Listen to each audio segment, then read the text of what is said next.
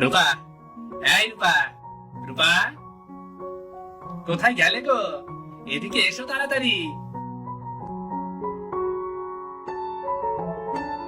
কি ব্যাপার, বাড়িতে ফিরে একেবারে চিৎকার করছেন কেন? তোমাকে না বলেছিলাম আজ বাপের বাড়ি চলে যেতে, আর তোমার ভাইয়ের কাছ থেকে 1,00,000 টাকা নিয়ে আসতে? আমি তো আপনাকে গতকালই বলে দিয়েছি, আমার বাপের বাড়ি থেকে আপনাকে আর কোনো টাকা এনে দিতে পারবো না। কি বললি তুই? তোর সাহস তো কম নয়। বাপের বাড়ি থেকে টাকা আনতে পারবি না? তাহলে আমার ঘর তুই কখনোই করতে পারবি না বলে দিলাম। আমি আমার বাপের বাড়ি থেকে অনেক টাকা এনে দিয়েছি, আমার পক্ষে আর সম্ভব না। আমার বাবা নেই, মা নেই, দাদাও গরিব মানুষ। তুই কি জানিস আমি তোর চেয়ে ভালো মেয়ে যৌতুক নিয়ে বিয়ে করতে পারি? তুই কি জানিস সেটা? হ্যাঁ, যান যান, যা ইচ্ছে করুন। আপনাকে কে বাধা দিয়েছে? আমি তো আপনাকে একবারও বলিনি যে অন্য কাউকে বিয়ে করতে পারবেন না। তোর সাহস অনেক বেড়ে গেছে শয়তান মেয়ে। কাল সকালেই তুই বাপের বাড়িতে যাবি, তা না হলে আমি তোকে ধাক্কা দিয়ে বাড়ি থেকে বের করে দেব বলে দিলাম। আমি এই শেষবারের মতো ভাইয়ের কাছে টাকা চাইবো, কিন্তু আমার ভাই যদি টাকা দিতে না পারে তাহলে কিন্তু আমি খালি হাতেই ফিরে আসবো। খালি হাতে যদি ফিরিস তাহলে কিন্তু তোকে বাড়িতে উঠতে দেব না।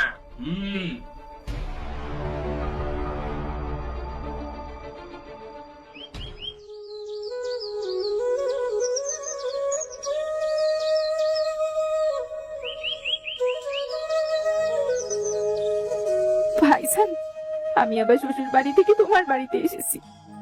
কি হয়েছে রে রূপা? তুই কান্নাকাটি কেন করছিস? দেখে তো মনে হচ্ছে সারা রাত ঘুমোসনি। তোমার জামাই আমাকে টাকা নেওয়ার জন্য পাঠিয়েছে। 1 বছরে আমি অনেকবার তোর স্বামীকে টাকা জোগাড় করে দিয়েছি, কিন্তু আমার ব্যাপারটা একটু বোঝার চেষ্টা কর। আমি তোকে কোথা থেকে টাকাগুলো জোগাড় করে দেব বল তুই আমাকে। এই কথা ওকে বারবার বলেছি, সে বলেছে যদি তাকে টাকা জোগাড় করে দিতে না পারি তাহলে আমাকে বাড়ি থেকে বের করে দেবে। তুই বাড়িতে ফিরে যা, গিয়ে দেখ তোর স্বামী কি বলে। এবার যদি বেশি বাড়াবাড়ি করে তাহলে আমরা ওকে একটা শাস্তি দেবই দেব। গ্রামের চেয়ারম্যানের কাছে নালিশ করব। দেশে আইন আদালত তো উঠে যায়নি, তাই না?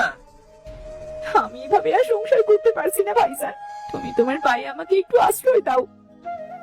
কি আর করবি, আমাদের তো কেউ নেই রে। একটু মুখ বুঝে সহ্য কর লক্ষ্মী বোন আমার। ঠিক আছে, আমি বাড়ি ফিরে যাচ্ছি, গিয়ে এবার দেখি সৃষ্টিকর্তা আমার কপালে কি লিখে রেখেছেন।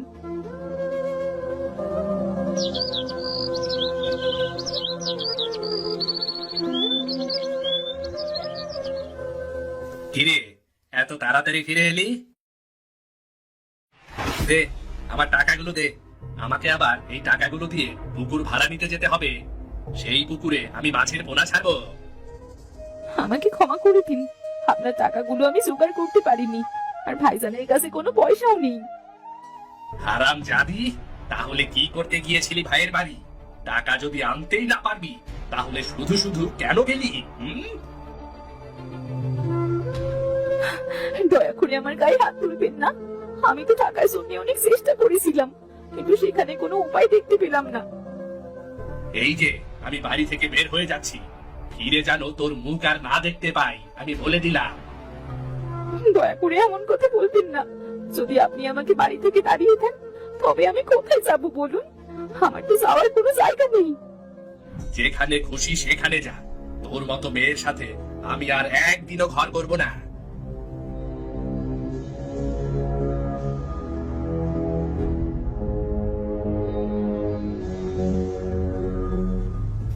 কি ব্যাপার তোমার? রাগ করে কোথায় যাচ্ছ তুমি? দেখে তো মনে হচ্ছে বাড়িতে আজ বিশাল ঝগড়া হয়েছে। আর বলবেন না রহিম ভাই, এক পোড়ামুখীকে বিয়ে করে আমার জীবনটা একেবারে তছনছ হয়ে গেছে। আমি তো বলেছিলাম আমার বোনটাকে বিয়ে করো। বাপ মা মরা বোন আমার, দেখতেও সুন্দর।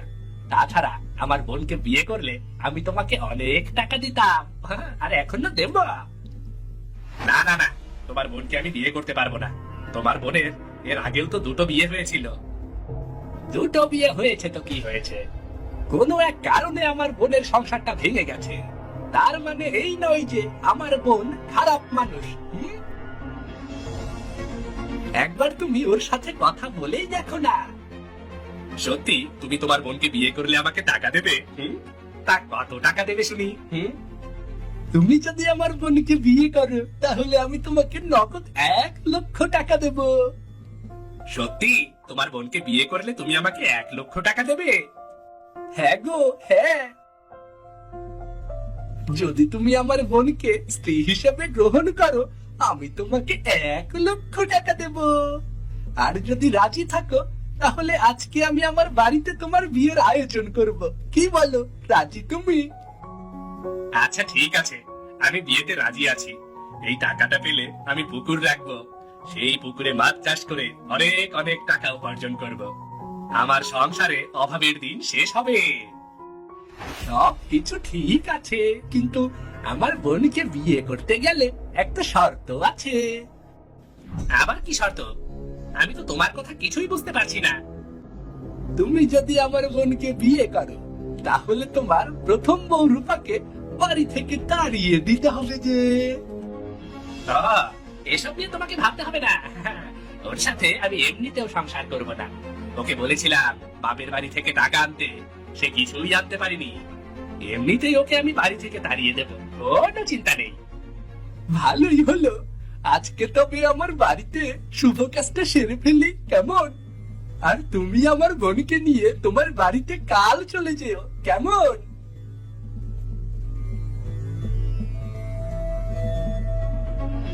এরপরে সকালবেলা জহি তার দ্বিতীয় বউকে নিয়ে বাড়ি ফিরে এলো। রূপা, আই রূপা, কোথায় গেলি রে রূপা?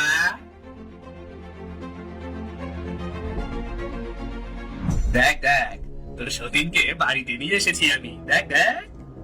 কি বলছেন কি? হে কে আপনার সাথে? দেখে তো মনে হচ্ছে নতুন বউ। এটা কার বউ?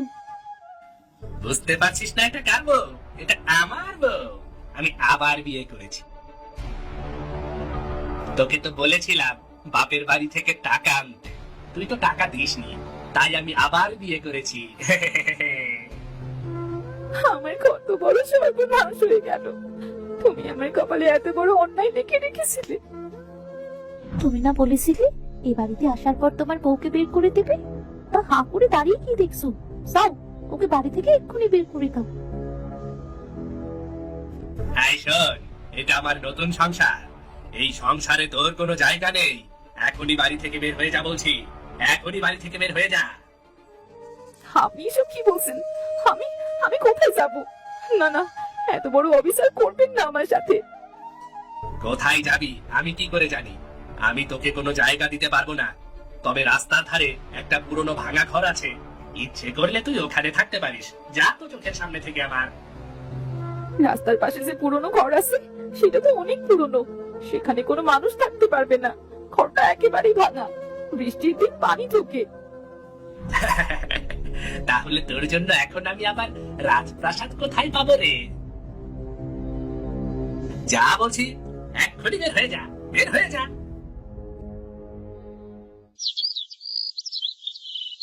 রূপাশীর ভাঙা ছোট্ট ঘরটিতেই আশ্রয় নিল।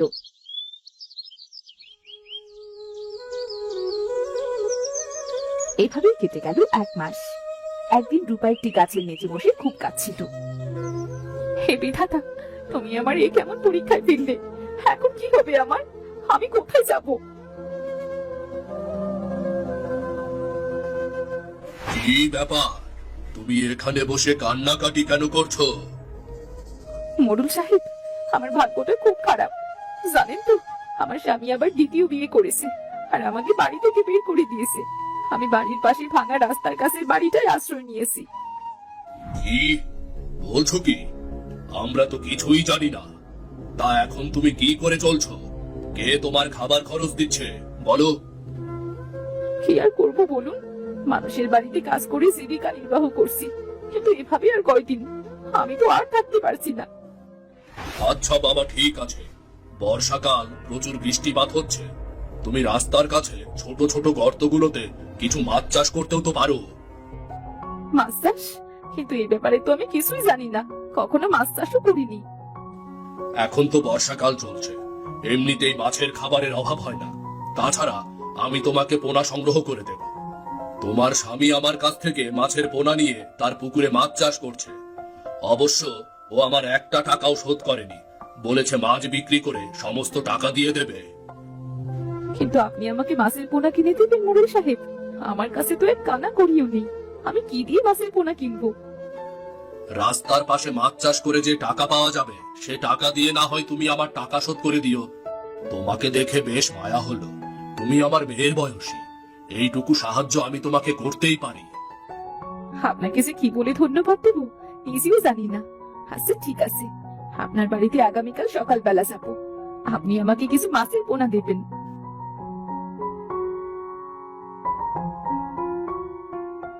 এই পরের দিন সকালবেলা রূপা মোড়ল সাহেবের বাড়িতে গেল এবং সেখান থেকে কিছু মাছের পোনা নিয়ে এলো। সে রাস্তার পাশের ছোট ছোট গর্তগুলোতে মাছের পোনাগুলো চাষ করছিল।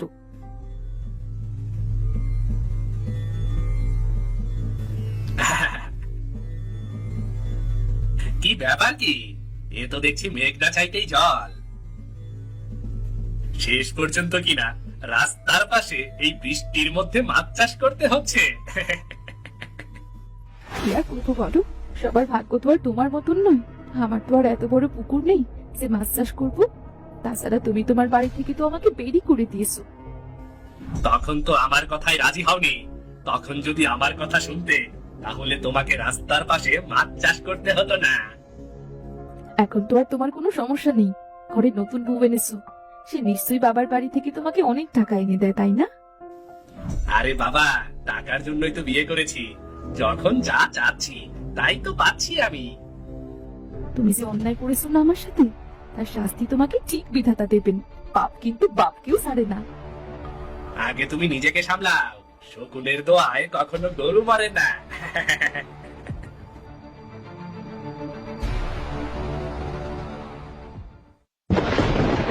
এভাবে বেঁচে গেল 3 দিন। হঠাৎ করে গ্রামে শুরু হলো প্রচন্ড বন্যা। জহিরের পুকুরের সব মাছ ভেসে যেতে লাগলো।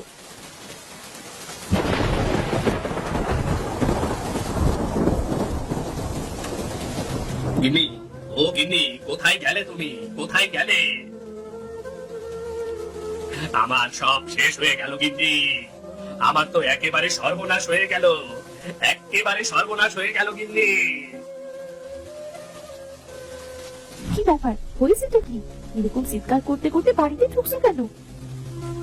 কি আর বলবো বলো, পুকুরে কত আশা করে মাছ ছেড়েছিলাম। তোমাকে বিয়ে করেছিলাম এই মাছ চাষের জন্যই। আজকে সেই পুকুরে বন্যার পানি ঢুকে সব মাছ ভেসে গেছে। এখন কি করবি? তুমি তো মোড়লের কাছ থেকে পোনাগুলো বাকিতে কিনেছিলে, এখন এতগুলো টাকা তুমি কি করে শোধ করবে? জানি না, আমি সত্যিই কিছু জানি না। সৃষ্টিকর্তা আমার কপালে ঠিক কি লিখে রেখেছেন আমি জানি না। আমি তোমাকে আগেই বলে দিচ্ছি, আমার যদি এমন অবস্থা হয় না, তাহলে কিন্তু তোমার সাথে সংসার করতে পারবো না, নাকি অভাব অনটনে আমি দিন কাটাতে পারবো না। এ তুমি কি বলছো? তুমি না আমার বউ? তুমি যদি আমার খারাপ সময় পাশে না থাকো, তাহলে কে পাশে থাকবে বলো? এইসব মনে কোনো লাভ নেই, আমি তোমার সাথে থাকতে পারবো না, এখন তুমি অনেক ঋণগ্রস্ত হবে। তুমি অনেক স্বার্থপর একটা মানুষ। এরকম খারাপ সময়ে তুমি আমাকে রেখে চলে যাচ্ছ। তোমার মতো লোকেদের সাথে এমনটাই হওয়া উচিত, যে নিজের প্রথম স্ত্রীকে খাট ধরে বাড়ি থেকে বের করতে পারে, টাকার জন্য তাকে মারধর করতে পারে, তার সাথে এমনটাই হওয়া উচিত। আমি সব বিপদ কাটিয়ে উঠবো। তুমি আমাকে রেখে যেও না, যেও না আমাকে রেখে। তোমার বিপদ নিয়ে তুমি বসে থাকো, সেইটা নিয়ে আমি আর এক মুহূর্ত সময় নষ্ট করতে চাই না। আর শোনো, এতদিন যে টাকাগুলো আমার কাছ থেকে নিয়েছো, সেগুলো ভালোই ভালোই ফেরত দিয়ে দেবে।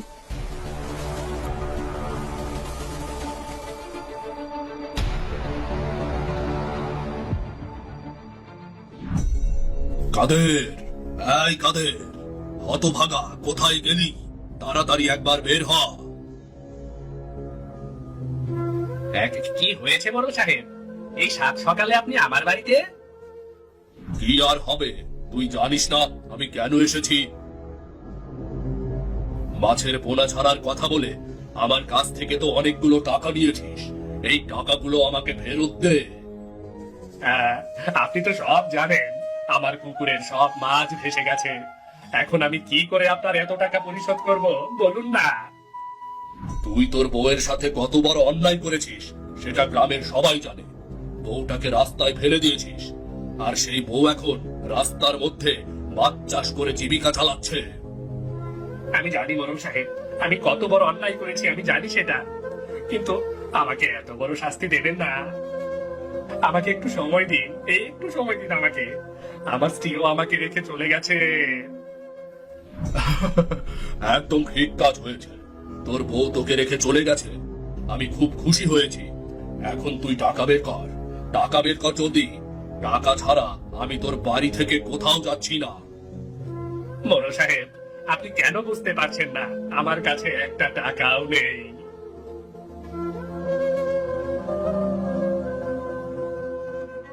বড় সাহেব, এই নিন আপনার টাকা। দয়া করে আপনি আমার স্বামীর কোনো ক্ষতি করবেন না। অনেক কষ্ট করেই টাকাগুলো জমিয়েছি। কি ব্যাপার রূপা, তুমি তোমার কষ্টের মাছ বিক্রির টাকাগুলো কেন দিতে এসেছো? কত কষ্ট করে তুমি রাস্তার ধারে মাছ চাষ করছো, আর সব টাকা কিনা ওকে দিয়ে দিচ্ছ তুমি? ও আমাকে ছেড়ে যেতেই পারে, কিন্তু আমি তাকে ছাড়তে পারবো না। তাই ওর বিপদের দিনে এগিয়ে এসেছি। দেখলি তো, একদিন যে বউকে তুই বাড়ি থেকে বের করে দিয়েছিলি, আজকে তোর বিপদের দিনে সেই বউ এসেই তোর পাশে দাঁড়ালো। রূপা, রূপা, আমি তোমার সাথে অনেক অন্যায় করেছি, তুমি আমাকে ক্ষমা করে দাও। তোমার প্রতি অন্যায়ের শাস্তি সৃষ্টিকর্তা আমাকে দিয়ে দিয়েছেন, আমাকে ক্ষমা করে দাও। যাক বাবা, আমি আমার টাকা পেয়েছি, এখন এখান থেকে চলে যাচ্ছি তাহলে। বৃষ্টিতে রাস্তার পাশে মাছ চাষ করে আমি টাকাগুলো জমিয়েছিলাম। আজকে সবগুলো টাকা দিয়ে গেলাম। তারপরেও আপনি ভালো থাকবেন। রূপা, আমার সব কিছু শেষ হয়ে গেছে, দয়া করে তুমি আমাকে ছেড়ে যেও না। বাকিটা জীবন আমি তোমার সাথেই থাকতে চাই রূপা, তুমি যেও না, আমাকে ছেড়ে যেও না। না না, আপনার মতো এমন একটা মানুষের সাথে আমি আমার বাকিটা জীবন কখনোই কাটাতে চাই না। আজকে যখন আপনার পাশে কেউ নেই, তখন আপনি আমাকে পাশে চাইছেন, কিন্তু আমি আপনার সাথে আর থাকতে চাই না। এই বলে রূপা সেখান থেকে চলে গেল। জহিরের সাথে সে আর কোনোদিন দেখা করেনি।